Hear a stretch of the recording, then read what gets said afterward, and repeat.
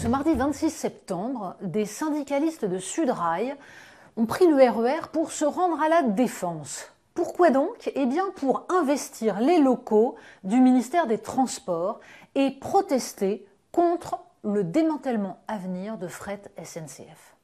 Alors on en avait parlé ici du démantèlement de Fret SNCF parce que c'est un des plus gros scandales actuels qui se passe évidemment dans l'indifférence générale. Le fret, les wagons de marchandises, ça enquiquine absolument tous les journalistes. Du coup, personne n'en parle. Et pourtant, cette semaine, le président de la République a évoqué donc son plan pour la transition écologique, l'écologie à la française, et paraît-il que l'écologie à la française, ce serait aussi de doubler le poids du rail dans le transport de marchandises à l'échelle d'une décennie. D'accord. Oui, mais pour ça, il faudrait peut-être avoir les outils.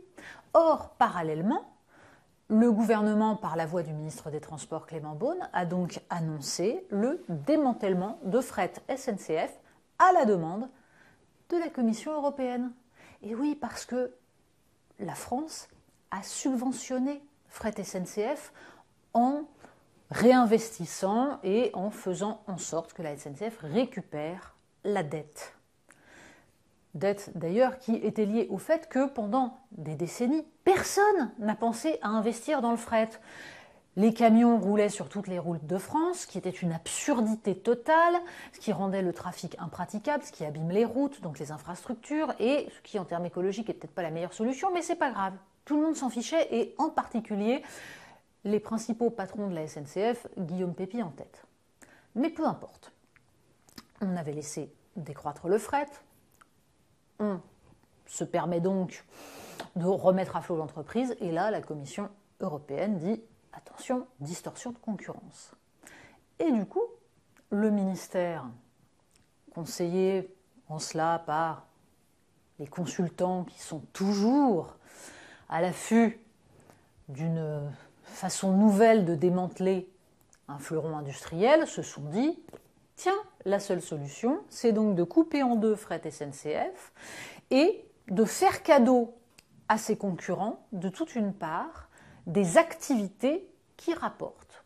Fret SNCF pourrait donc se passer de 23 flux, c'est-à-dire de 23 liaisons, qui sont celles qui fonctionnent le mieux, qui permettent de combiner le camion et le rail. Une aberration qui risque de coûter leur poste à 500 cheminots, mais peu importe si la Commission européenne l'a demandé. La grève des cheminots de Fret SNCF est non seulement légitime, mais elle devrait faire les gros titres. Normalement, dans un pays bien constitué, l'ensemble des citoyens seraient au courant de cette situation absolument ubuesque, dans laquelle donc les investissements qui ont été faits avec l'argent du contribuable vont servir à faire gagner de l'argent à des concurrents privés, à des concurrents d'autres pays, la Deutsche Bahn par exemple. Mais non, en France, tout le monde s'en cogne. Et c'est bien ça le problème, et c'est pour ça que ça peut continuer.